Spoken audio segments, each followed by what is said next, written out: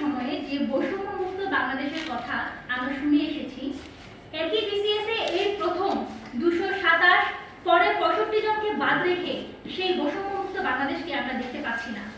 অন্তর্বর্তীকালীন সরকারের মাননীয় প্রধান উপদেষ্টা মহোদয় বলেছিলেন, বাংলাদেশে জন্মগ্রহণ করা মাত্রই সকলের পাসপোর্ট প্রাপ্তির অধিকার জন্মায়।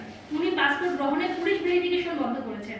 তাহলে এতদিনের পরিশ্রম শেষে একটা সরকারি চাকরিতে প্রবেশের জন্য কেন এত ধাপে ভেরিফিকেশনে কারো শোনা কথা বা অনুমানের জন্য এতগুলো মানুষ, এতগুলো পরিবার কষ্ট পাবে? সিভিল সার্ভিসকে বলা হয় একটি দেশের স্টিল ফ্রেম, যা রাষ্ট্রের প্রশাসন ব্যবস্থার মেরুদণ্ড স্বরূপ। কল্যাণ রাষ্ট্রে সিভিল সার্ভিস হয়ে থাকে জনমুখী, মেধাভিত্তিক ও অরাজনৈতিক।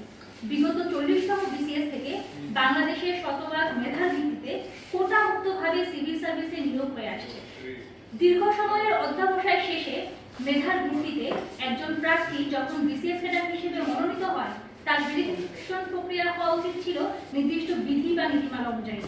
জাতি, গোষ্ঠী, রাজনীতি নির্বিশেষে নিরপরাধ সবাই যোগ্যতা অনুযায়ী চাকরি পাবে। বৈষম্যহীন বাংলাদেশে এটি আমাদের চাওয়া।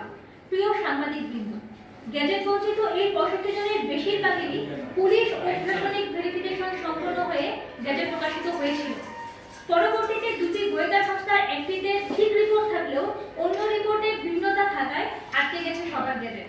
কখনো কোনো রাজনৈতিক বা অপরাধমূলক কর্মকাণ্ডে জড়িত না থাকা সত্ত্বেও গ্যাজেট বঞ্চিত হয়ে সবাই আজ শারীরিক, মানসিক ও সামাজিকভাবে ক্ষতিগ্রস্ত।